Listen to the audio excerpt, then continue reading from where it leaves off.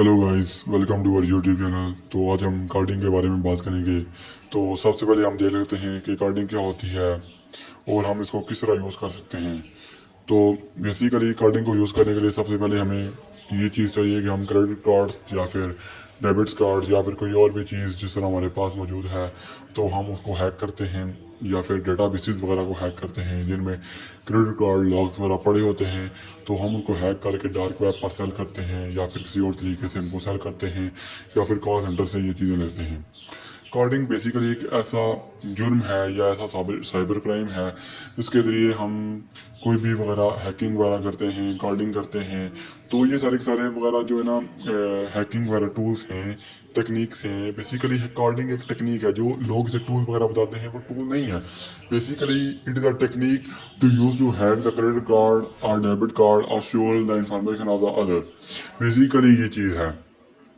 तो जो भी लोग इसके बारे में पुलिस गुमान करते हैं कि ये बहुत अच्छा अमल है, इससे हम पैसे कमा सकते हैं या फिर इससे हम बहुत ज़्यादा अमीर बन सकते हैं, रातों रात बिल गेट बन सकते हैं, तो ये एक बहुत बुरी बात है।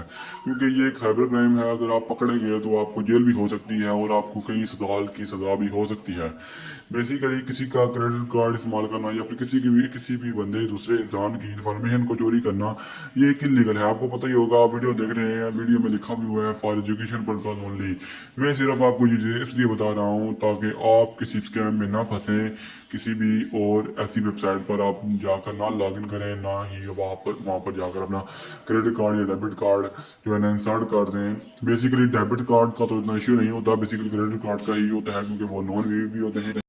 और ये नॉन वीवी होने के साथ साथ इस पर ये होता है कि इस पर ओटीपी नहीं आता, ठीक है ना। और डेबिट कार्ड में ओटीपी आता है। बस इन दोनों में फ़र्क इतना आता है।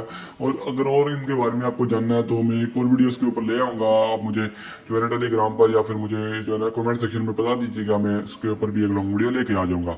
बट अभी हम बात करें हैं कार्डिंग की।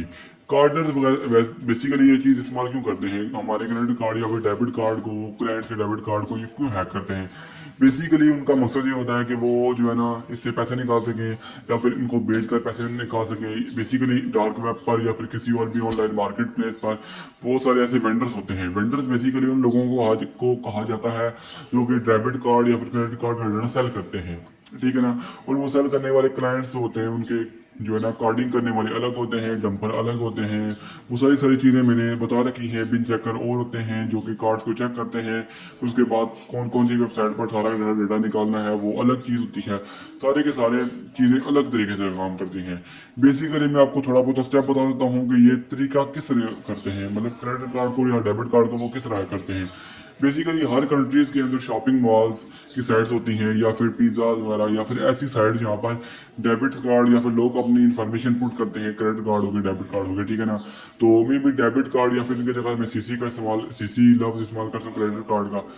मतलब इसको stand for CC stand for credit card, ठीक है ना। तो बेसिकली लोग जो है ना अपना वहाँ पर सीसी पुट करते हैं। सीसी जब वो पुट करते हैं तो वो सारी सारी चीज़ें जो है ना लॉग्स में जो है ना वो सेव हो जाती हैं। तो जब भी आप वहाँ पर जाते हैं तो आपको डाटा वहाँ पर पड़ा होता है, तो आप वहाँ से बाइंग कर सकते हैं। जिस तरह अमेजोन हो गया, फ्लिपकार्ट हो गया, गूगल होगा, गूगल पे हो गया। तो ये चीज़ें होती हैं, ठीक है ना।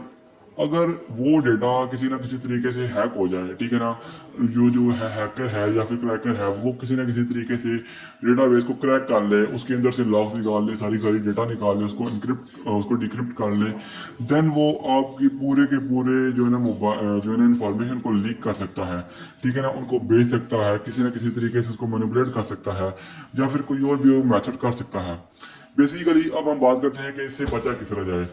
बचने के बहुत सारे चांसेस हैं। जिस तरह अगर आपको कोई कहता है कि आप जो है ना कॉल सेंटर्स वगैरह से कॉल होती है कि आप अपने ट्रेडिंग अकाउंट बनाएं या फिर कुछ ऐसा अमल करें, तो आप वैसा अमल बिल्कुल भी मत कीजिएगा। मतलब वो जो जो आपको इन्फॉर्मेशन देंगे वो आपने कभी पुट नहीं करनी। वो ओटीपी वाला बहुत सारा स्कैम है लोगों को, बहुत सारे लोगों को इसके बारे में पता है। जिन लोगों को नहीं पता तो उन लोगों को मैं बता देता हूँ कि ओटीपी जैसे ही आप पुट करेंगे तो वो आपकी सारी की सारी इन्फॉर्मेशन को लीक कर देगा। ये तो एक इनिशियल चीज़ है जो हर बंदे को ही पता होती है। बेसिकली हम बात करते हैं कि वो इसको हैक क्यों करते हैं, किस तरीके से करते हैं। बेसिकली वो डेटाबेस को निकालते हैं। इसीलिए ज़रूरी है कि आप एक ऐसी साइट पर जाएं जो कि बिल्कुल ही ऑथराइज है, जो आपका डेटा लीक नहीं करेगी, जो कि इनक्रिप्टेड है, वो बिल्कुल ही सेफ है, उसको उस पर आप भरोसा करते हैं। बेसिकली आप उस साइट पर ही बाइंग करें। हर जो है ना वेबसाइट पर बाइंग आप मत कीजिएगा, क्योंकि जब आप हर साइट पर जाके बाइंग करेंगे तो आपके क्रेडिट कार्ड की इन्फॉर्मेशन लीक होना तो जायज़ बनता है, ठीक है ना। फिर तो हैकर आपकी सारी सारी इन्फॉर्मेशन भी निकाल लेगा कि आप कहाँ से हैं, क्या करते हैं। तो वो सारी सारी इन्फॉर्मेशन आपको निकाल लेगा, आपका बैंक नंबर कौन है, आपका आपका बैंक किस जगह पर है, किस ब्रांच पर है। तो आज की वीडियो में इतना ही था। मिलते हैं नेक्स्ट वीडियो में, तब तक के लिए गुड बाय।